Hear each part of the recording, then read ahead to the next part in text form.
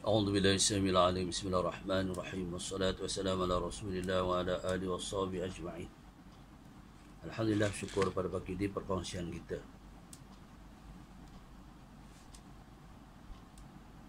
Dalam Al-Quran ayat 185 surah Al-Baqarah dan makhumnya. A'udzu billahi minasyaitonir rajim. Syahrul Ramadan alladzi unzila fihi al-Qur'anu hudan lin-nas wa bayyinatin minal huda wal furqan.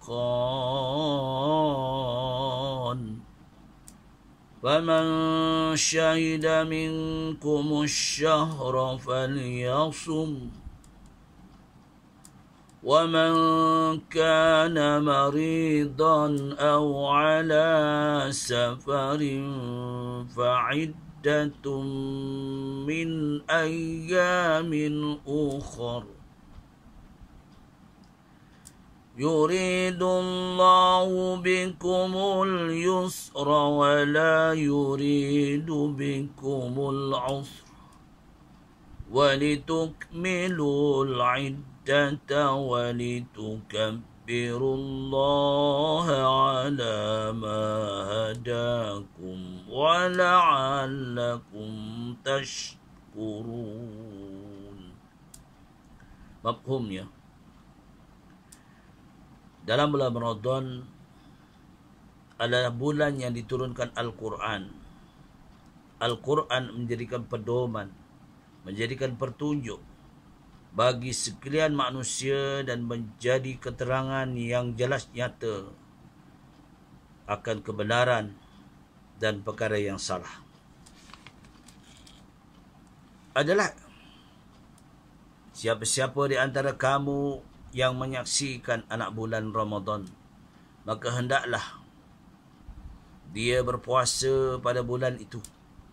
Dan sesiapa yang sakit atau musafir, maka bolehlah mereka berbuka, tidak berpuasa. Kemudian digantikan wajib puasa sebagai gantinya yang ditinggalkan itu pada hari-hari yang lain. Dengan ketetapan yang demikian itu, Allah menghendaki kamu beroleh kemudahan, rakhsah. Dia tidak menghendaki kamu menanggung kesukaran, supaya kamu cukupkan bilangan puasa sebulan Ramadan yang membesarkan Allah Ta'ala kerana mendapat petunjuk. Mudah-mudahan kamu semua menjadi orang yang bersyukur. Intipati daripada ayat tersebut. Al-Quran diturunkan oleh Allah Subhanahu Wa Taala adalah sebagai pedoman kehidupan manusia, garis pandu jalan kehidupan manusia. Al-Quran diturunkan di dalam bulan Ramadan. Sebab itu dalam bulan Ramadan ada nuzulul Quran. Kita tak lama lagi menghadapi ataupun akan menjumpai nuzulul Quran, yang mana manusia berpandukan Al-Quran untuk membawa mengetahui tentang perkara yang benar dan perkara yang salah. Sebab itu baginda Rasulullah SAW menyarankan pada wukuf yang terakhir sebelum wafatnya baginda Rasulullah SAW, baginda telah menyatakan hadis yang nyata kepada para sahabat dan sebagai ikutan kita sebagai umat baginda Rasulullah SAW. Hadis tersebut, sabda Rasulullah SAW, qala Rasulullah SAW, taraktu fikum amrayni ma tamaksabtu bihima lan tadillu abada kitabillah was sunnati Rasulillah. Dua perkara yang aku tinggalkan kepada kau, kepada kamu, kepada umat-umatku. Siapa yang berpandu kepada dua perkara ini, pasti hidupnya tidak akan sesat buat selama-lamanya. Jadi, dua perkara inilah jadi sumber aspirasi dalam kehidupan kita untuk membetulkan arah tuju kehidupan kita. Ada konsep kehidupan, ada motivasi dalam kehidupan kita. Di dalam Al-Quran berbagai-bagai penerangan, penjelasan yang nyata akan kebenaran kehidupan di dunia ini, sampailah kita kembali ke alam akhirat nanti. Jadi siapa saja yang menghidupkan Al-Quran, yang menjayakan Al-Quran dan hadis dan sunnah Rasulullah SAW, pastinya Allah akan memberi padanya kemudahan-kemudahan kehidupan yang senang di dunia.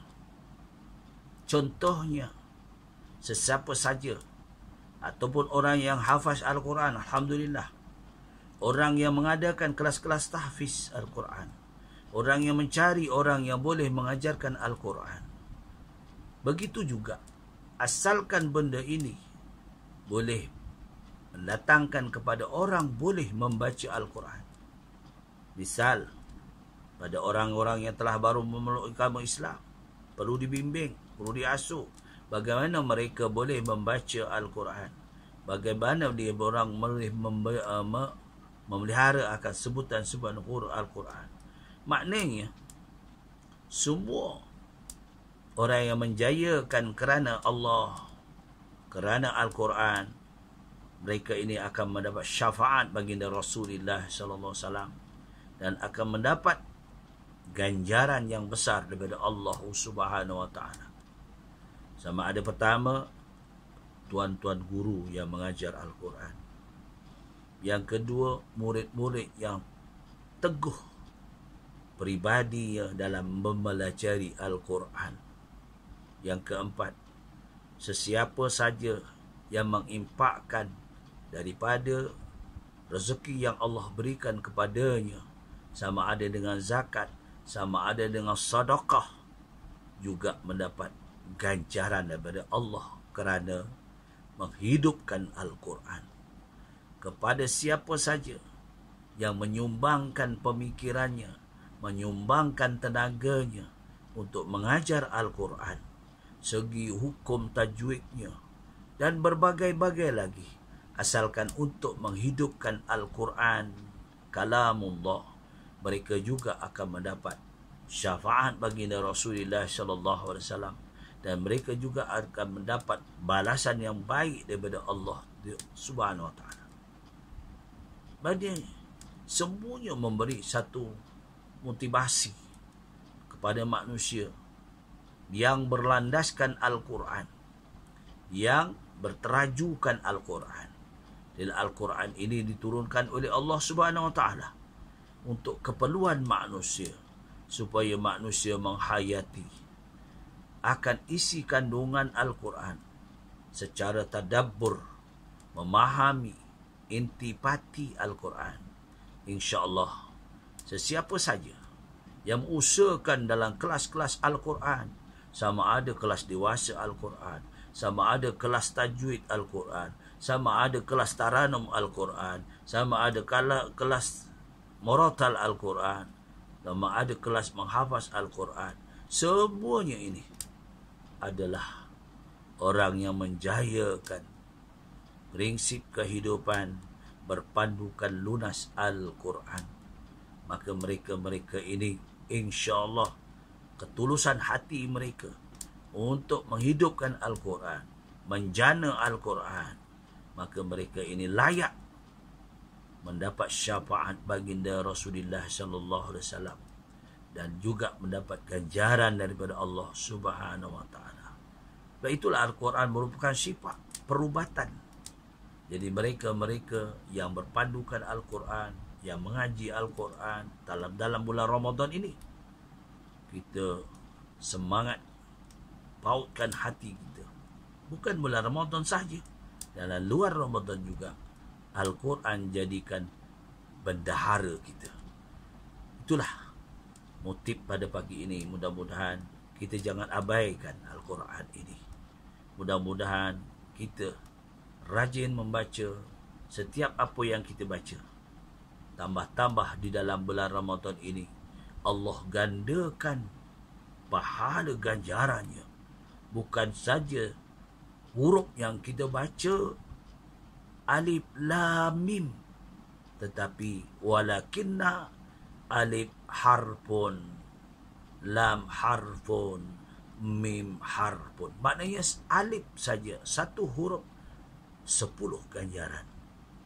Maknanya berganda-ganda yang banyak Allah janjikan di dalam bulan yang mubarak ini.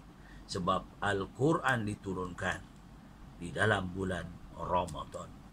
Jadi orang yang mengaji Al-Quran, orang yang menyimak Al-Quran, orang yang membaca secara tasmi' lebih afdal, ya, lebih afdal, sebagaimana ajaran yang berlaku kepada Jibril alaihissalam kepada baginda Nabi Muhammad sallallahu alaihi wasallam secara talaki. Inilah perkongsian kita. Mudah-mudahan kita jangan abaikan peluang yang Allah bagikan, ya, peluang yang Allah berikan selama sebulan, tambah-tambah di dalam bulan PKP ini, sehingga kita sampai pada PKP B. Mudah-mudahan kita akan sentiasa dalam maghfirah Allah, sentiasa dalam rahmatullah. Ramadan di akhir, iaitu nisfu Ramadan, kita berjaya, terus berjaya mendekati Al-Quran. Setakat itu perkongsian yang baik daripada Allah.